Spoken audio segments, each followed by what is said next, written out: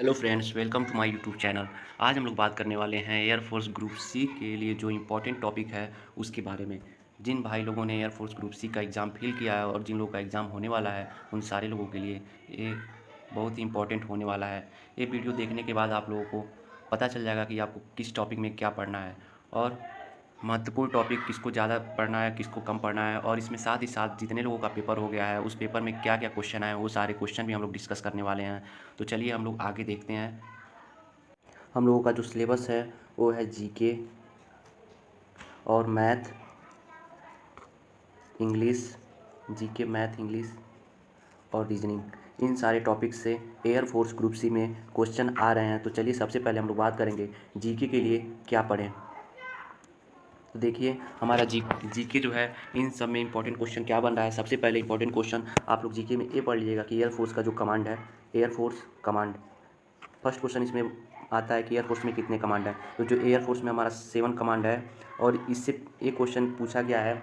जो 1515 पोस्ट के लिए वैकेंसी आई थी उनमें से बहुत सारे लड़कों का एग्ज़ाम हो गया है और उनमें से एक क्वेश्चन ये पूछा गया था कि जो मेंटेनेंस कमांड है, एयरफोर्स का मेंटेनेंस कमांड, उसका मुख्यालय कहाँ है। मेंटेनेंस कमांड का मुख्यालय कहाँ है, तो आप लोग देख लीजिएगा कि जो मेंटेनेंस कमांड है उसका मुख्यालय नागपुर है। तो कहने का ये मतलब है कि एयरफोर्स कमांड को आप लोग अच्छे से तैयार कर लीजिएगा। और दूसरा क्वेश्चन ये बन सकता है कि एयरफोर्स की स्थापना कब हुई।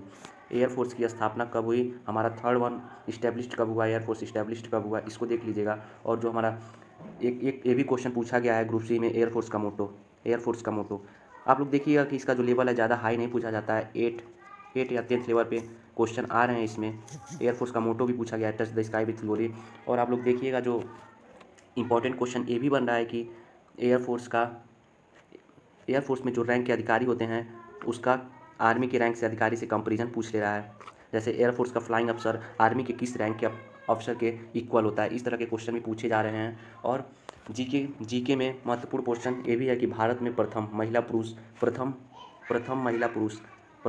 पुरुष, इसको भी आप लोग रिवाइज कर लीजिएगा। जितने भी क्वेश्चन बनते हैं जैसे first president, first prime minister of India, पुरुष में पूछ ले, महिला में पूछ ले, फर्स्ट, जितने भी क्वेश्चन इससे बनते हैं वो सारे के सारे आप लोग रिवाइज कर लीजिएगा। और दूसरा ये भी रिवाइज कर लीजिएगा कि भारत में सबसे बड़ा,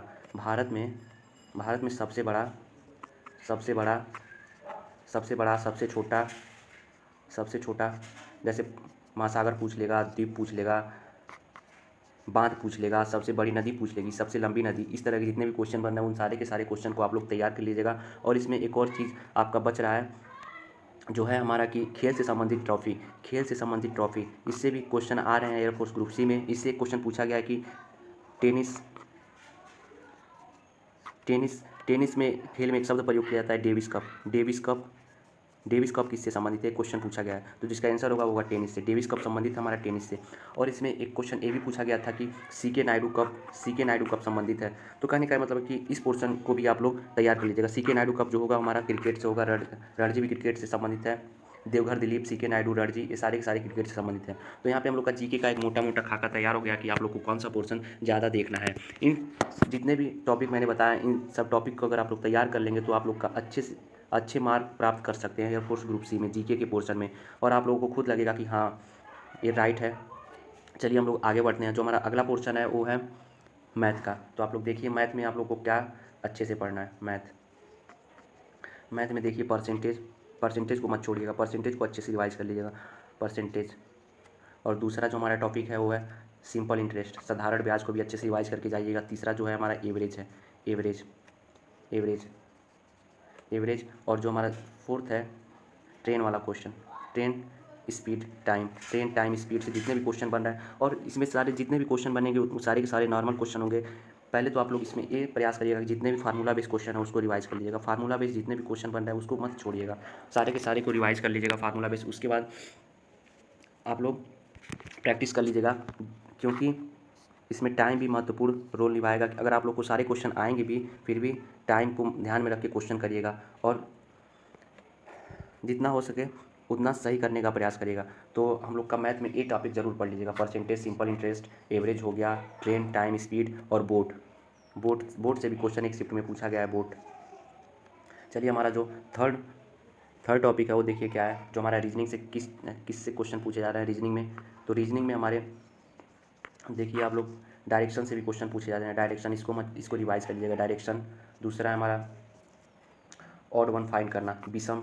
जैसे 4 ऑप्शन आप लोग को दे देगा, उसमें पूछेगा किसमें विषम कौन सा है, विषम कौन सा है। थर्ड देख लीजिए आप लोग, क्लॉक पढ़ लीजिएगा।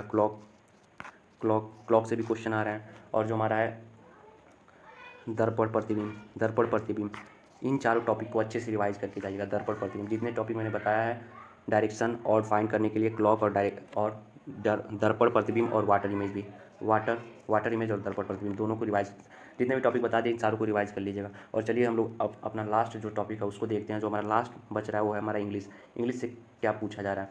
इंग्लिश में किसी शिफ्ट में पैसेज भी पूछ लिया जा रहा है, लेकिन पैसेज पूछने की ज़्यादा संभावना नहीं है। बस किसी शिफ्ट में पूछा गया है, एक ही शिफ्ट में पूछा गया था पैसेज, नहीं तो वोकैब सिनोनिम्स एंटोनिम्स पूछे जा रहे हैं। Synonyms antonyms, one word substitution.